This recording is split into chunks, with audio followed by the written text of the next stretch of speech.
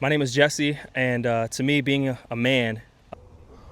Being a man to me is... Hey, what's up? I'm Billy. I think being a man. All right, my name is David, and my definition of a man. Welcome to Bridging the Gap podcast. I'm Anthony. I'm here with two very, very good friends of mine. Fellas, introduce yourself. I'm Steve. I've known Anthony for, what do you say, 16 years? 16 years. 16 years. And it's been interesting, to say the least, if you know this guy. I'm Isaiah. I've known Anthony for about 4 or 5 months. Yep, About yep. 4 or 5 months, and yeah, true inspiration, true man of God, and proud of him. Excited Thanks, man. Appreciate see that. what Appreciate that, comes man. This podcast. Appreciate it. Well, we're here today, man, to talk about what it is to be a man. Fellas, so I'll ask you one by one, and we'll get the conversation rolling. Steve, what does being a man mean to you? I would say being a man would be to make the hard choices, stick to what you think is right, and, we've talked a bit about it, but making sure you do the right thing when nobody's watching, because, Amen to that. that's the way to be, and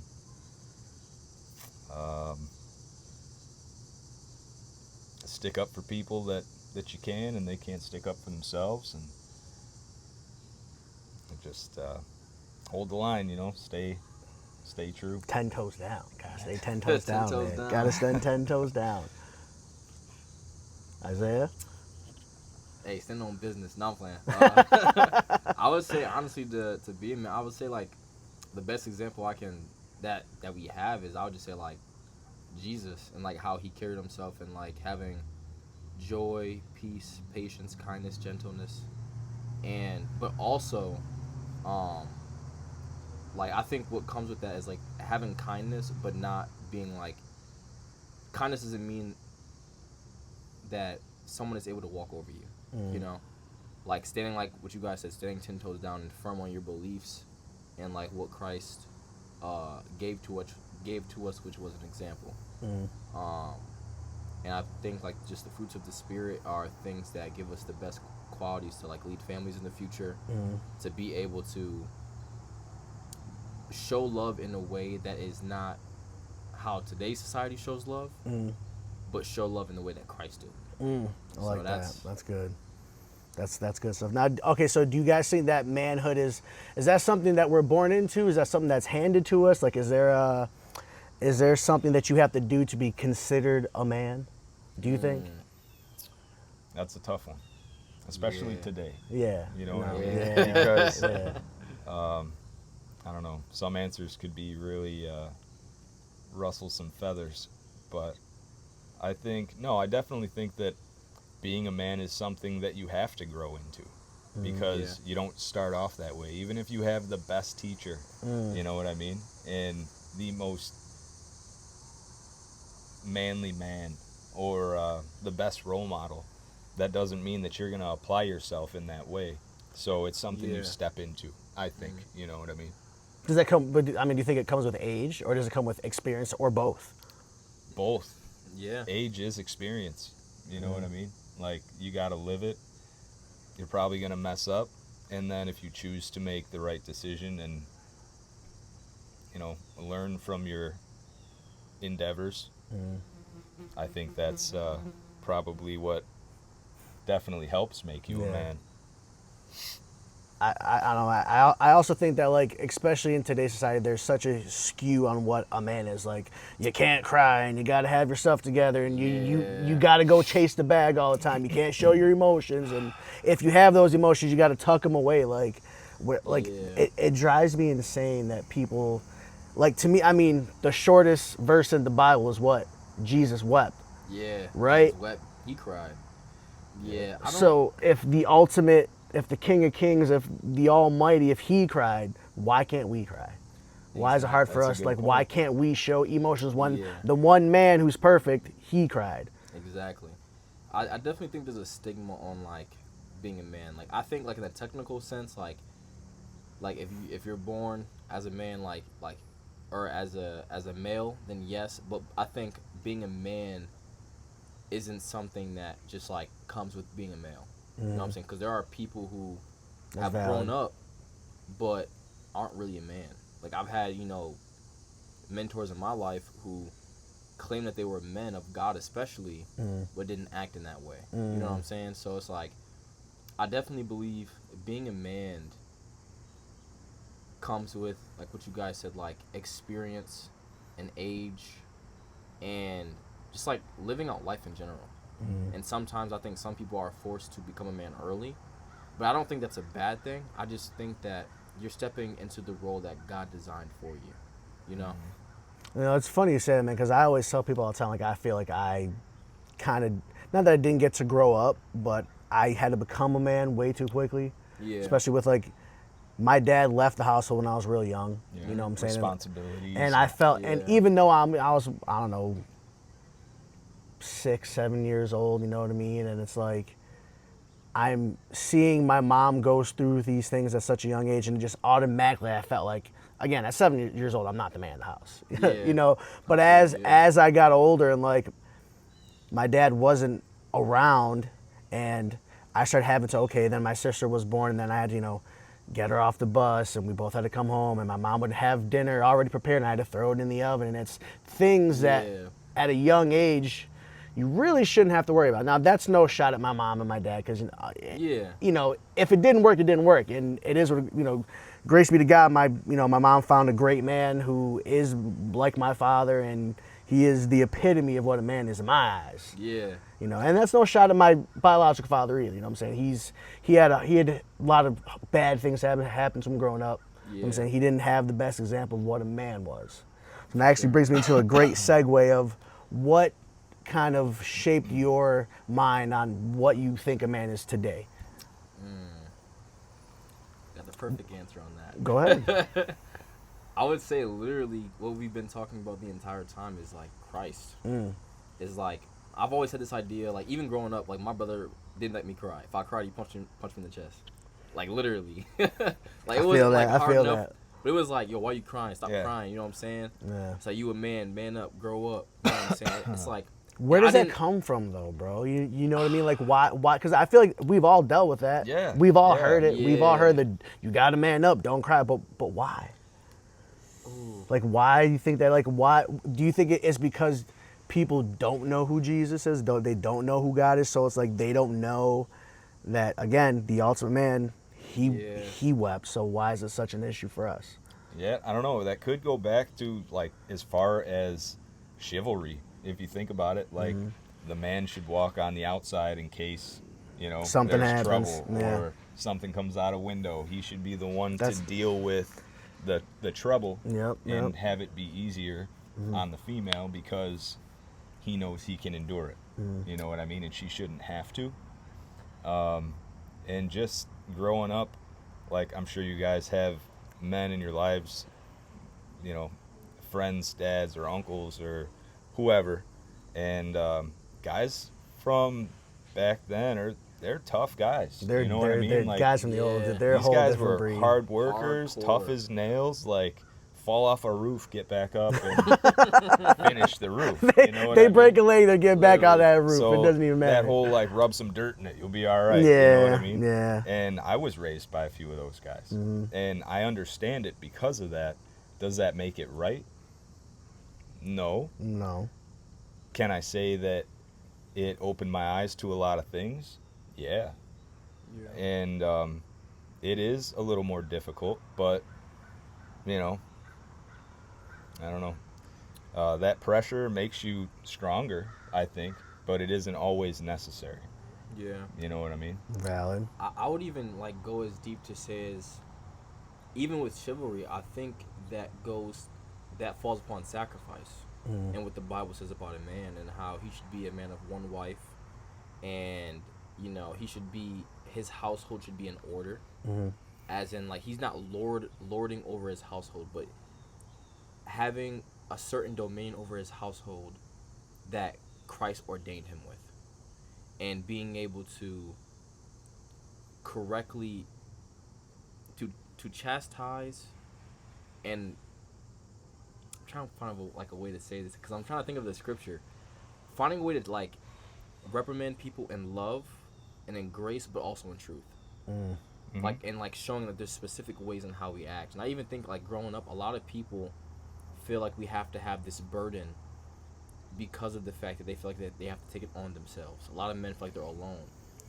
That's a whole Yeah. man. Well, we gonna get into that because that's Yeah. a whole that's You a know whole what I'm episode. saying? That's an episode on its own, fellas, because a lot of us fight a lot of fight us fight. in our own heads, and I think a lot of us feel like we are alone on this earth and we got to do it by ourselves. And Yeah. actually, I sent it early. I sent a text to the group and I was like, men were not designed to be the lone wolf, even though we felt like that for a very long time. Yeah. But men were not designed like that at all. We were designed to have a brotherhood, to have community.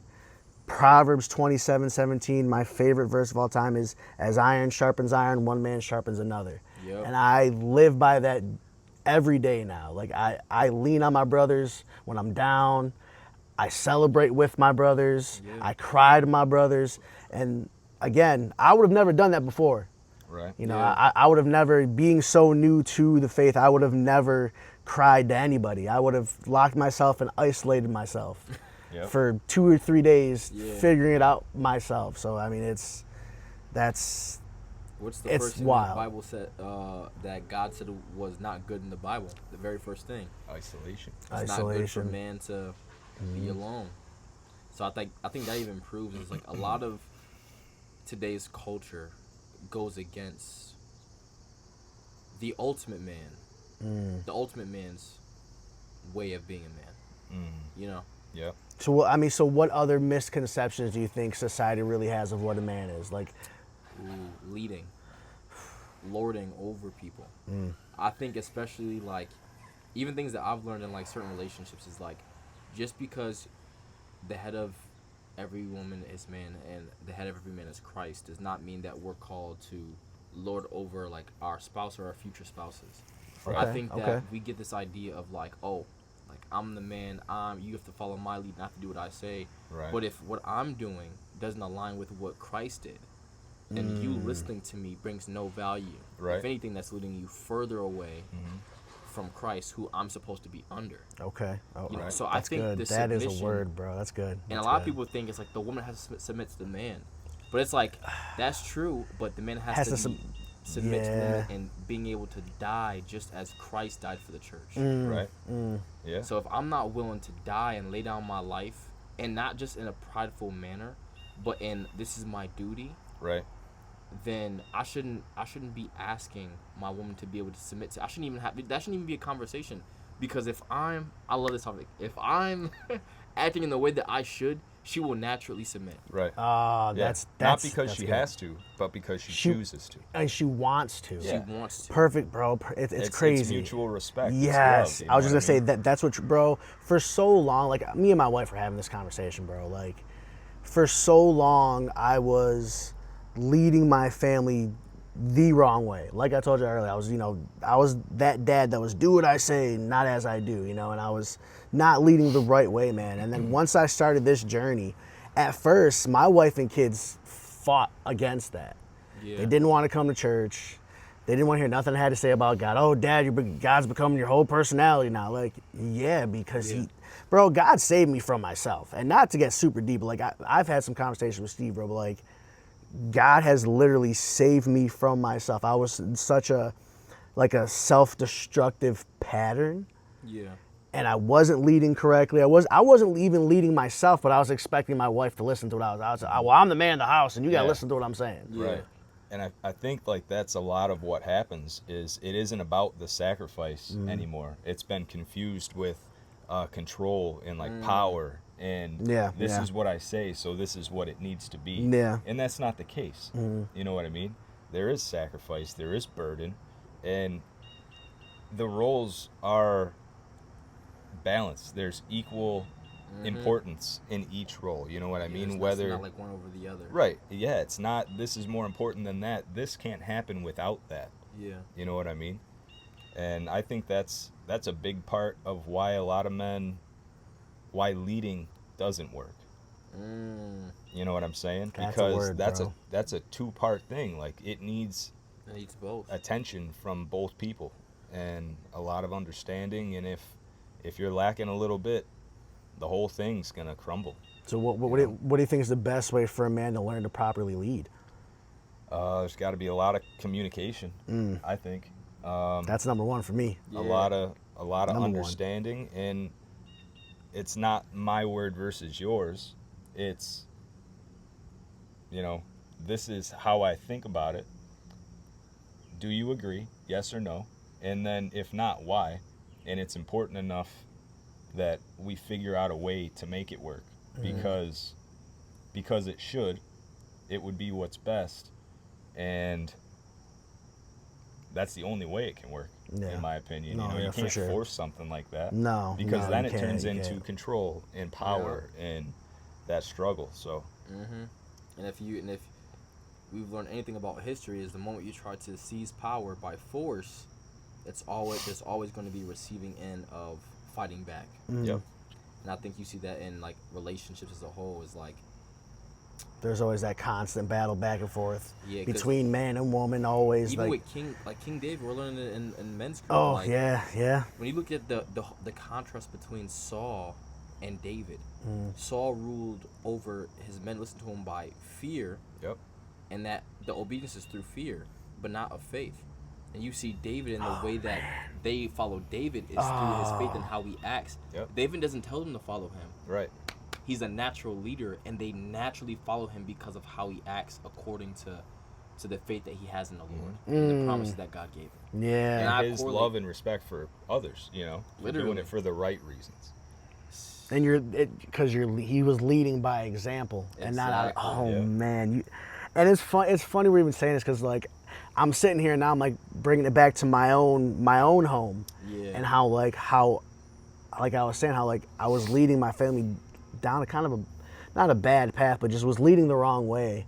And now that I found God, now that I've been saved, now that I'm in my word, and I'm not saying just because you go to church you're a good person, because we all know that's not the case. But Good but God. but because of God, because of the way that I am leading by example now, Yeah. I'm showing the fruits of the Spirit. I'm way more patient now than I think I've ever been in my life, Yeah, man. that's huge. Just for the Patience. record, man, incredible. Thank you. But that it's I'm seeing that fruit, man. Like I'm patient, bro. I have joy for the first time. And again, we're gonna dig deep in some more episodes with men's mental health and all that stuff. But like because I struggled with that for so long, not having any self-confidence and feeling unworthy, it's just like now I have some real genuine joy, and I'm happy, and like my wife sees it, my kids see it, Yeah. my friends are seeing it. People like, bro, like I'm telling you, bro, like if you would have knew me before, Yeah. you, Even think about what we were reading 2 or 3 Sundays ago in Matthew chapter 4 about the official and his son, oh yep, and how the man comes out in faith, and I even think even like there's another layer to this too, is think about the pride this man had to swallow as an official, as a leader, to go to someone else and ask for help, going out of his way. It's like, listen, like Jesus, like help me. He goes on faith. Jesus tells him his son is healed, and then because of his belief, his whole household believed. It starts with the father. It's not saying that the father is more important than the mother, but there's specific roles that God designed us for. And I think, now that I think I know, because this is what the word says, is that when the man, like our men's group, we talked about the women's group, is the women's group was good in knowing how to, but the men's conference is what changes, like families, towns, like the nation, and I the country. think it did, man. Like to sidebar the men's conference real quick. Men's conference was something, if y'all don't know, I talked about it on my TikTok for a while, but men's conference was amazing, absolutely amazing. was. We had It's huge. over 100 men come to the church. We worshiped, we got in the word. There was prayer, and there were some real breakthroughs, man, some real breakthroughs. And again, just to your point, that changed households, I think. I think every man in that room, when they went back home after that weekend, Yeah. their households were different. If they had a family. Some men single, so whatever the case may be. So, but Right. for the men that had the family, I mean, even the single men, I mean, I'm sure they took a lot from it as well Yeah. on how Oh, yeah. on There how were still on so how to many carry messages on- themselves. Right. Yeah. And something that stuck out to me that I think about constantly is like, as men, a lot of the times we give the world our all. We come home and give those closest to us the The crumbs, littlest, right? the smallest things. Like Yep. we're happy, we're joyful, we're doing all these things. We're so good to people, and then we come home, and because maybe we had a crap day, now we come home and we're yelling at the kids for no reason. You're not paying attention, though, but you just come and you start scrolling on your phone. I'm guilty of that myself. I mean, I'm sure we all are. You know what I mean? But I think just from that, man, like I said, men's conference really, showed me how to really be a man for the first Yeah. time in my life. Because I thought I knew what a man I was. thought I did too. Yeah, yeah, huge. But- I noticed I had definitely a few kinks in the armor. Mm-hmm, Like you think you got it figured out, and then you hear Rabbi Brian was talking. Shout out to Rabbi Brian. Rabbi And- Brian. Shout out to Rabbi Brian. Did an incredible job. I didn't know what to expect because I Yeah, was still very new to all this, and somebody was like, "Hey, you should come." I'm Like, that somebody. doesn't matter. Doesn't matter what you got going on or if you know things, or it's going to be great. You should come. And I'm so glad I did, because there's so many things that I've learned about myself that I thought I had down, and until you hear it from somebody else and you're able to relate to that, Yeah. you don't know. So It does Facts. take a lot of times, and especially for men's conference, I think I realized, Pastor Billy even said it this past Sunday, is we have blind spots and we need people around us, especially men.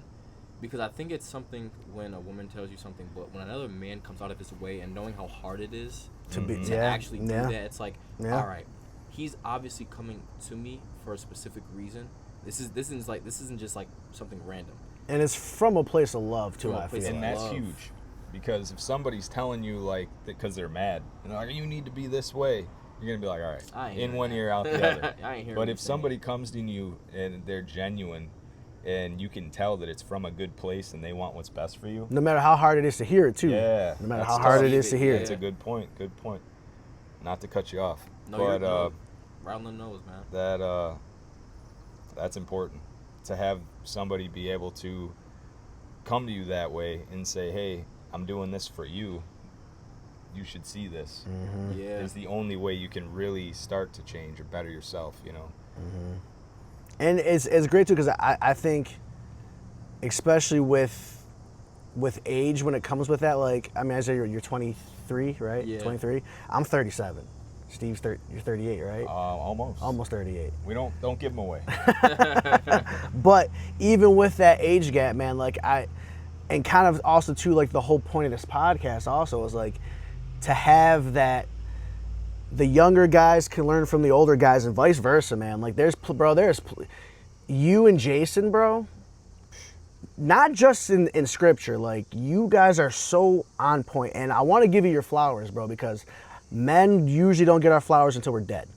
That's And true. I want to give you your flowers now, bro, because you are on and this is completely off, but like I have to do this. Like you, bro, being so young, and you still got I mean, we all have a full life ahead of us, but like, bro, to see someone so young and so deep in the faith and have so much faith, bro, and carry yourself the way you carry yourself, bro, and like, Practice what you preach. and you, bro, you practice what you preach, bro, and you always got a smile on your face, bro.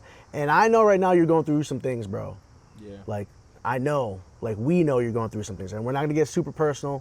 That's for if he decides to share. But Yeah. we know you're going through hard right now, bro, and you still come with a smile on your face. You still show up. You still show out. And I want to give you your flowers, bro. Like I'm super proud of you, bro. And I think you could be an example to a lot of young dudes out there, Yeah. whether you're 16, 17, 18, if you're 37, 38, 55. Like the whole point of this podcast, man, is to bridge the gap. That's why I call it Yeah. bridging the gap, bro, because as men, we have to learn from each other. We have to.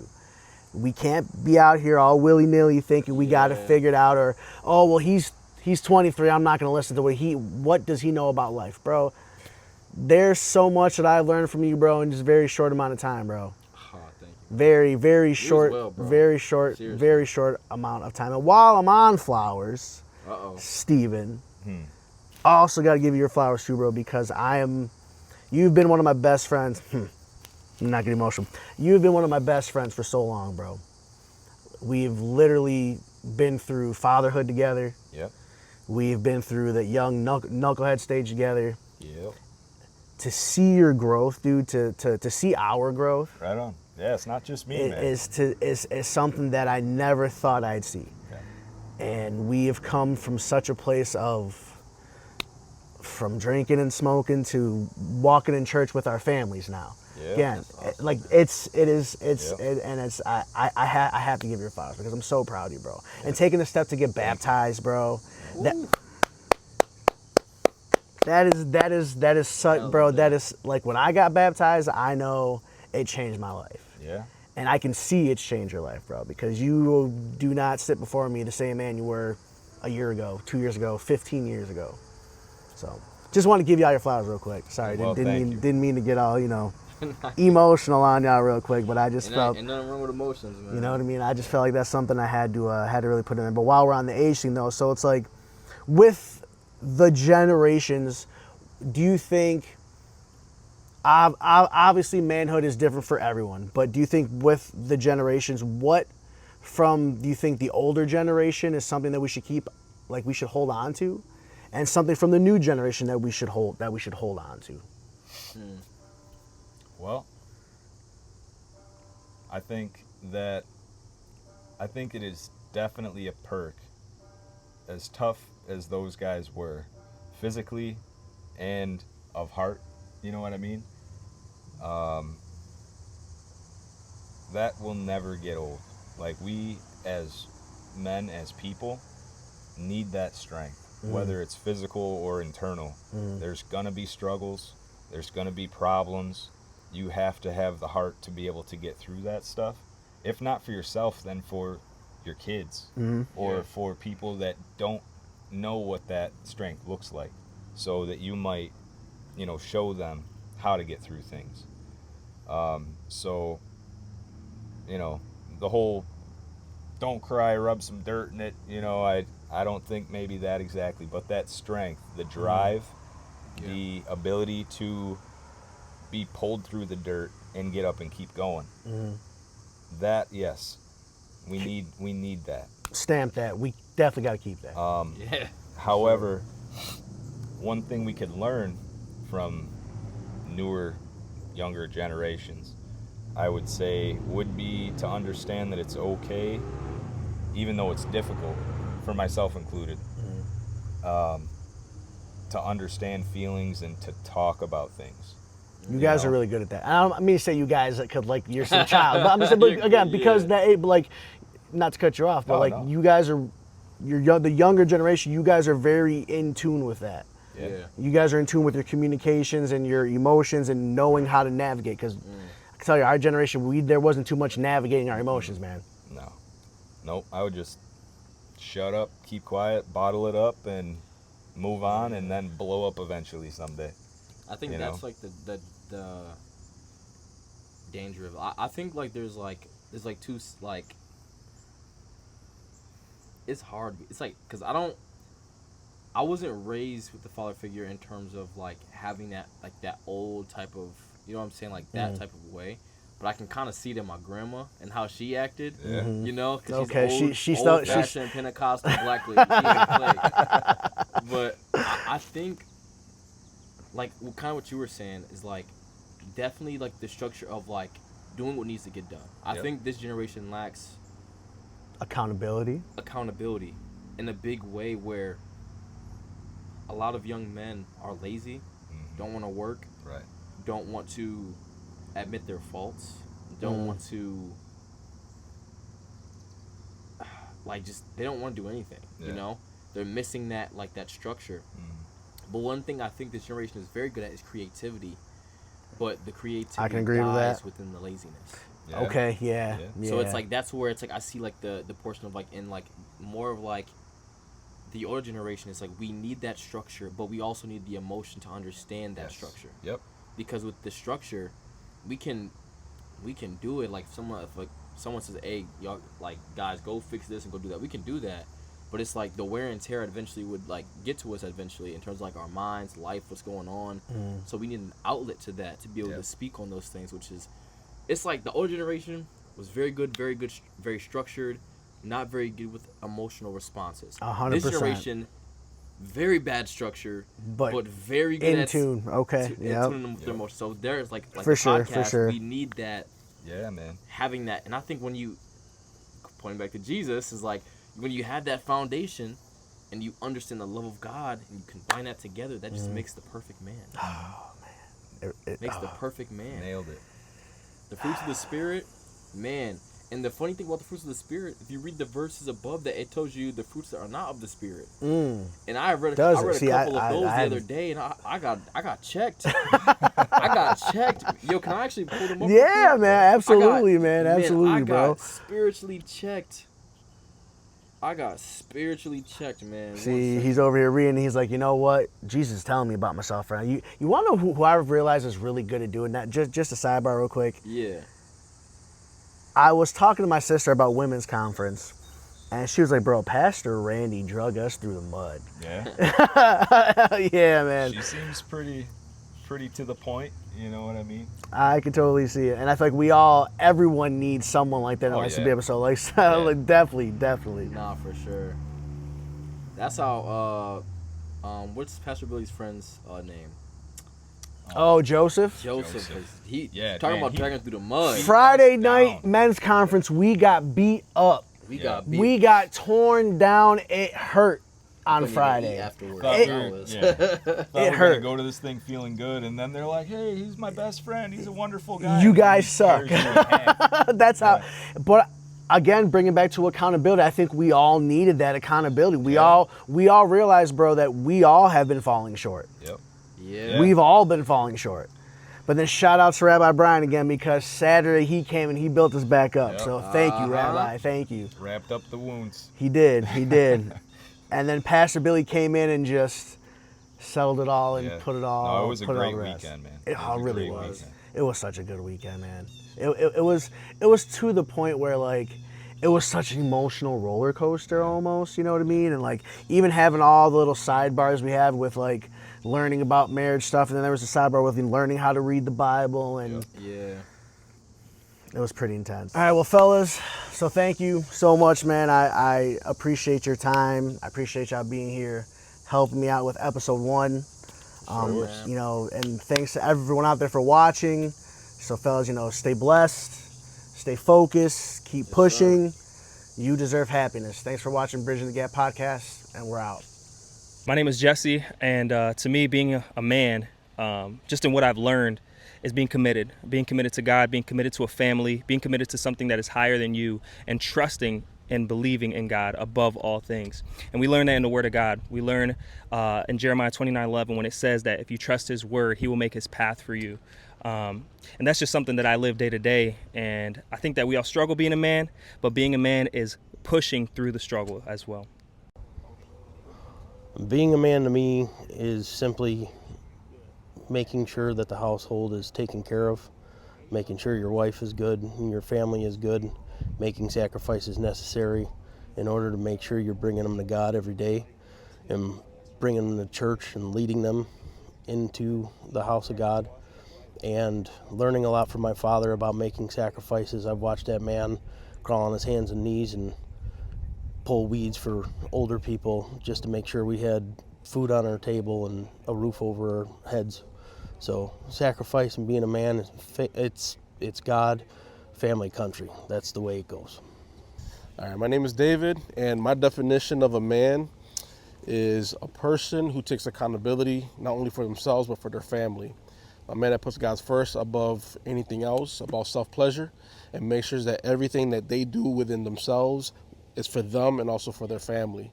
I've been on a long journey. I'm a person that didn't grow up without a dad, and the Lord put me in so many different positions throughout my life to learn from different people. You know, I became a first-generation firefighter, and in that season, I learned from the older men on how to bring your family in, how to be a good father, how to be a provider, how to stick around, how to be consistent. And then the Lord used the church to teach me how to be emotionally ready, to also be a leader in my home, not only in how I speak or how I treat my family, but also in how I lead them in the Lord. Teaching them the word, washing your wife with the word, praying for them, that's more important. So our roles of men doesn't just go beyond the exterior of how much weights I can lift, but it also is how strong can you be for your family.